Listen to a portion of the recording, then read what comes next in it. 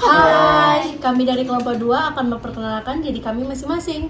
Hai, saya Dewi Purnamasari. Saya Felix Salmenova. Saya Raisa Azara. Saya Didi Kasari. Saya Salwa Fadila Rahmilna dari program Studi 4 Keuangan Daerah Fakultas Ekonomi Bisnis Universitas Jambi.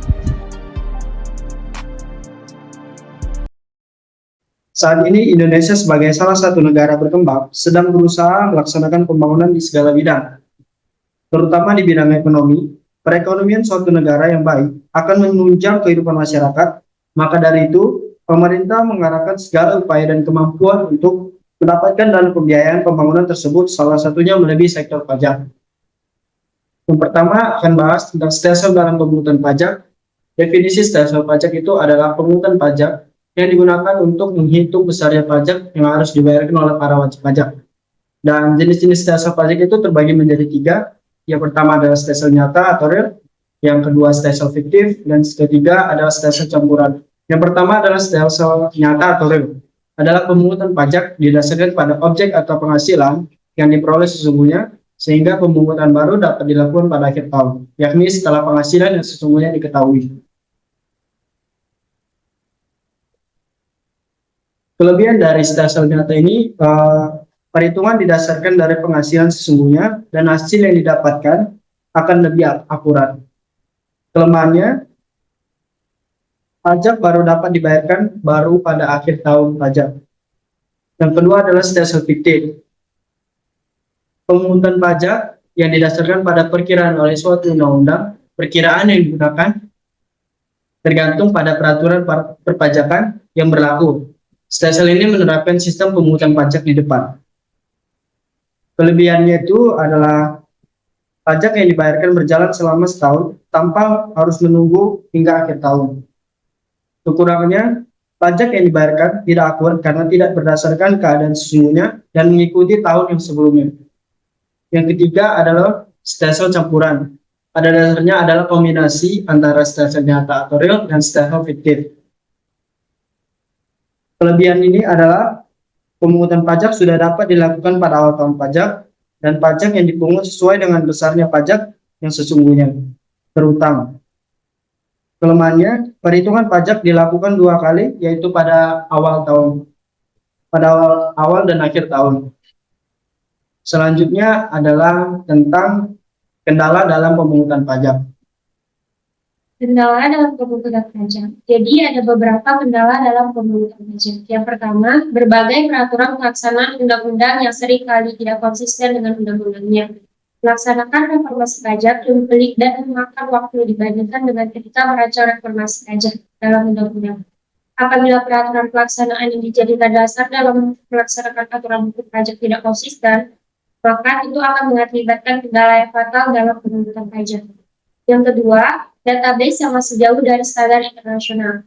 Kendala lain yang dihadapi aparatur pajak yaitu database yang masih jauh dari standar internasional itu sendiri. Padahal database sangat menentukan untuk menguji kebenaran pembayaran pajak dengan sistem self-assessment.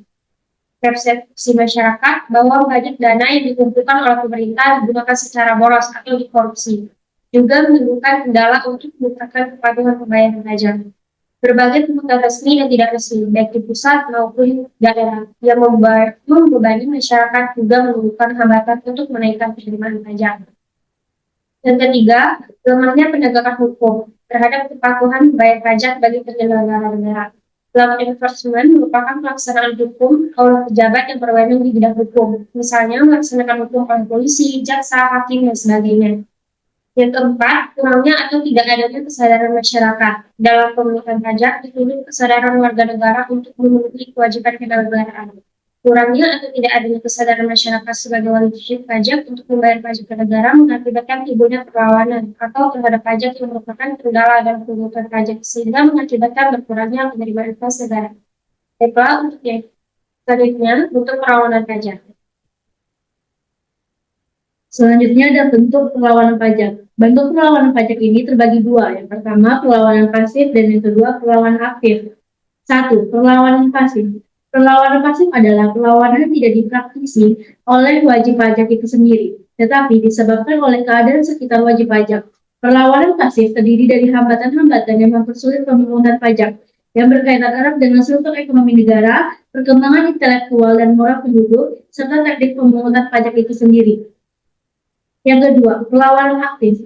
Perlawanan aktif adalah sebuah usaha yang perbuatan nyata secara langsung maupun tidak langsung ditujukan terhadap pemungutan pajak atau fiskus dan bertujuan untuk menghindari pajak usaha-usaha yang dimaksud, yaitu satu, penghindaran pajak atau tax avoidance. Penghindaran yang dilakukan wajib pajak masih dalam kerangka peraturan perpajakan. Penghindaran pajak terjadi sebelum SKP keluar. Dalam penghindaran pajak ini, wajib pajak tidak secara jelas melanggar undang-undang sekalipun kadang-kadang dengan jelas menafsirkan undang-undang tidak sesuai dengan maksud dan tujuan perbuatan undang-undang dasar. Yang kedua adalah pengelakan pajak atau tax evasion. Pengelakan pajak dilakukan dengan cara-cara melanggar undang-undang. Pengelakan pajak terjadi sebelum SKP dikeluarkan. Hal ini merupakan pelanggaran terhadap undang-undang dengan maksud melepaskan diri dari pajak dan mengurangi dasar penetapan pajak dengan cara menyembunyikan sebagian dari penghasilannya. Dan yang terakhir adanya melalaikan pajak. Melalaikan pajak dilakukan dengan cara menolak pajak, menolak membayar pajak yang telah ditetapkan dan menolak memenuhi formalitas yang harus terpenuhi. Melalaikan pajak terjadi setelah SKP keluar. Melalaikan pajak adalah menolak membayar pajak yang telah ditetapkan dan menolak memenuhi formalitas-formalitas yang harus dipenuhi oleh wajib pajak dengan cara menghayati atau menghalangi penyitaan. Yang selanjutnya adalah pihak yang terkait dalam perpajakan. Baiklah, pihak yang terkait dalam perpajakan ada Menteri Keuangan, Wakil Komisi 10 DPR, Sekjen Kemenku, Sekjen Kemdikbud, Ditjen Pembelajaran dan Kemahasiswaan, Kemenristek Dikti, ada Eselon 1 Lingkungan Kemdikbud, Direktur Pembelajaran Ditjen Belmawa, Direktur Kemahasiswaan Ditjen Belmawa, Elso 2 Lingkungan Kemdikbud, Kediro KLI Kemenku,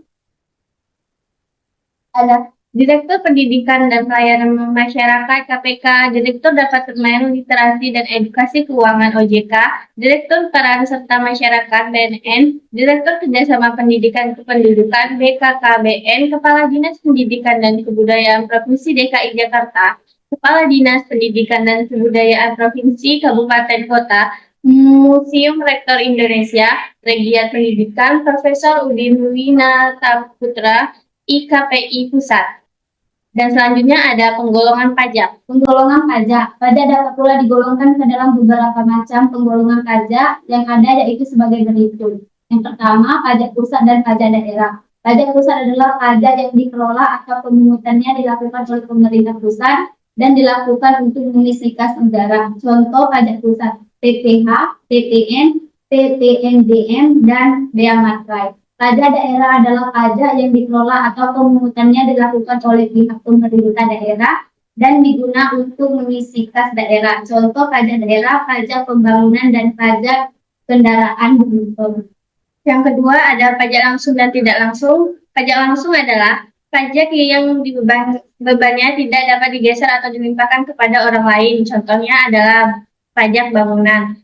Terus selanjutnya ada pajak tidak langsung, adalah pajak yang bebannya bisa bergeser atau dilimpahkan kepada orang lain. Contohnya pajak dalam bea cukai. Yang ketiga ada pajak subjektif dan objektif. Pajak subjektif adalah pajak yang erat kaitannya dengan keadaan subjektif, sifat kepribadiannya.